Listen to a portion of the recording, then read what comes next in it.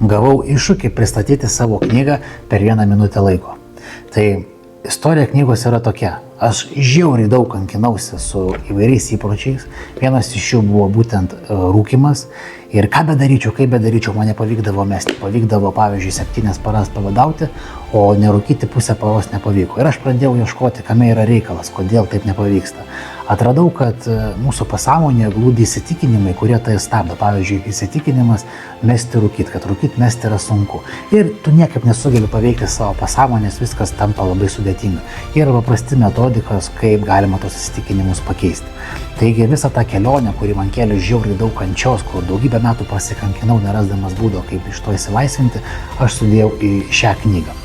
Taigi jeigu turi viduje norą, turi norą įsilaisvinti, jeigu rūkymas tave užkniso ir kankina ir atsibodo ir nori kuo toliau tai mesti, tai tiesiog užeik į šitos knygos tinklapį, įsigyk šią knygą, pradėk šią kelionę ir tu tikrai įsilaisvinsi iš įpročių rūkyti be streso, be kančių ir be valios pastangų.